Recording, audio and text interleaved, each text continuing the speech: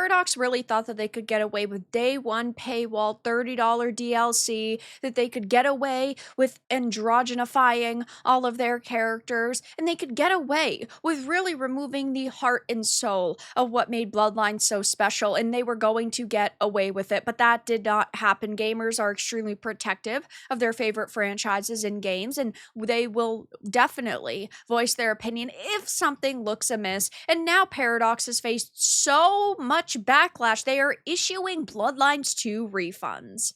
I have a few different things to show off, but before I get into the topic, if you enjoy the content I create, check out the links in the description, join the community in my live streams, and consider supporting through Patreon or YouTube memberships. This was a game that was in development hell that is now going to be releasing in just a few short weeks, and it's facing major backlash. And really, Paradox has brought all of this upon themselves, from the character designs to removing basic RPG elements to, of course, now having to apologize and issue refunds over the paywalled clans. Now, it was insane that they decided in the first place to do this or try to get away with it. It's like they thought people would just shut up and consume content. There are a lot of developers in the industry who believe that that will happen, but it really never does anymore. Gamers are willing to fight back against something if they don't like it. And hey, I guess it's technically good that they listened, but it's probably because pre-orders were trash. So it says Shadows and Silk was initially set to cost $21.99 separately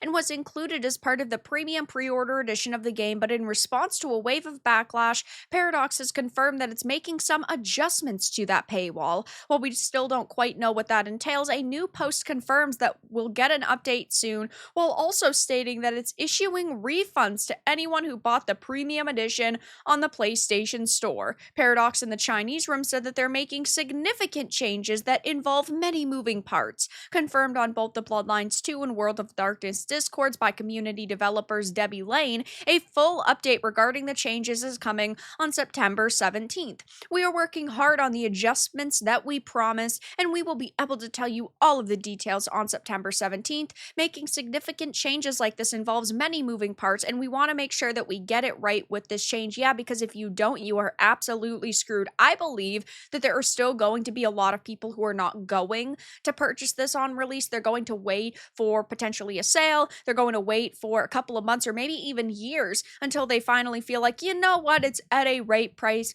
And from what we've seen so far, it hasn't gone over particularly smoothly. Now, this is a game I was excited for, but I wouldn't say it's a game that I'm jumping to play. And I feel like that's the general consensus. I think that they've made a lot of very questionable decisions with character designs and kind of modernizing this series. And it's unfortunate that it doesn't really seem to have the same flair as the first game. I know that there was a significant amount of time between these two games, which is probably why it ended up feeling so disjointed from the first, but at that point, why even release it, except for the fact that you can bank off of the nostalgia and the love that the first game had? But I don't see a way that this sequel is going to live up to people's expectations.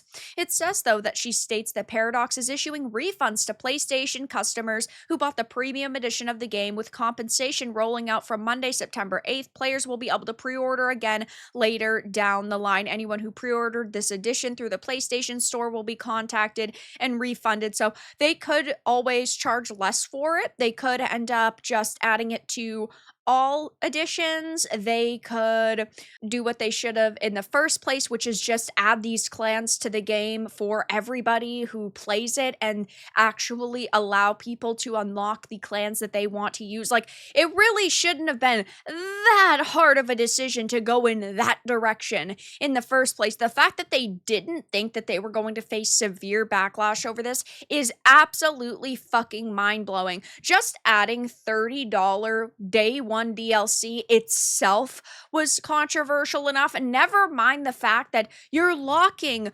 basic RPG features and really clans that people were the most excited for behind a paywall is absolute lunacy, and they really did deserve all of the backlash that they got. But this is not the only reason this game has been facing backlash. Of course, just the gameplay itself hasn't particularly gone over well with people. This is the pre-order trailer from just 2 weeks ago. It's got 88,000 views. It's sitting at 3.1k likes and 3.6k dislikes, so it is being negatively ratioed, and it's not the biggest ratio by any means, but there are a hell of a lot of criticisms having to do with the character designs, the general atmosphere, and also just the level of quality for a game that has been in development for such a long time. You'd think that it would be a little bit better looking. It just feels very rushed. Nothing feels very polished, and maybe it's because they went for quantity over quality. Maybe it's going to be an extremely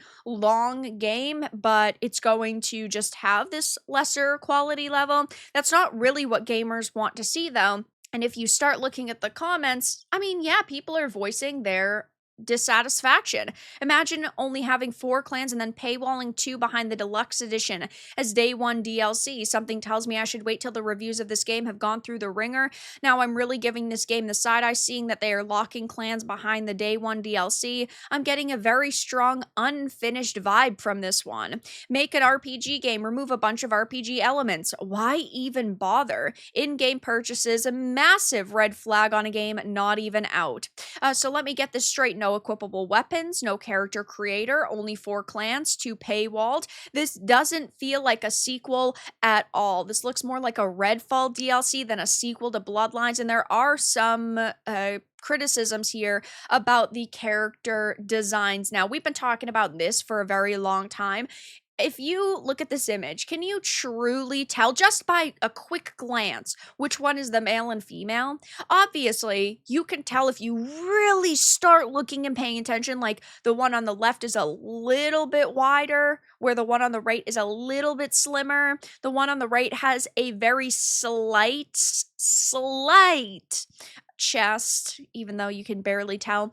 And yeah, these are the male and female options in this game, which is basically just the female option in Bloodlines 2 is a guy, but skinnier. This has infuriated a lot of people. Then if you really start looking at their faces, it's also not particularly good. I don't think that all of these character faces are god-awful, but again, they went for like this very androgynous character design choice, and I mean, I've talked about it in the past. They were banning people because of the criticisms. The community manager melted down and banned gamers from forums for criticizing these types of designs, which isn't a good freaking look.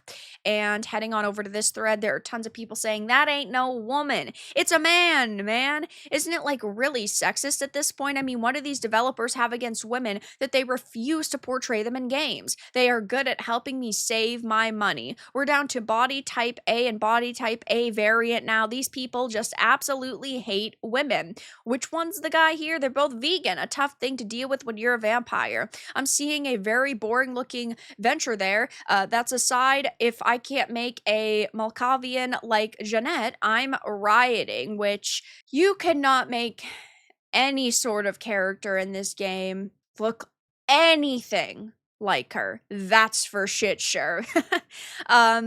This dog shit should have been shelved immediately after Mitsoda and Avalon got the boot. Yeah, I also think that that is a very big problem, that they started giving people the boot, and they must have at that point changed the direction of this game severely. So of course I'll definitely be keeping my eye on Bloodlines 2, but as of right now, it's not looking good. They're facing so much backlash that they're having to backtrack, which technically is good, but it only happened because they faced backlash and they didn't apologize. It's basically like oh, all right, we need these people to shut up and swipe their credit cards, so we'll change it, instead of feeling genuine and feeling like they actually cared about our feedback. But that's all that I really had to discuss in this video. Let everyone know your thoughts in the comments below. If you found this important and informative, make sure to give it a like and subscribe to the channel, and if you didn't, give it a dislike. I appreciate your support either way, but I'll talk to you all again again in the next video really soon.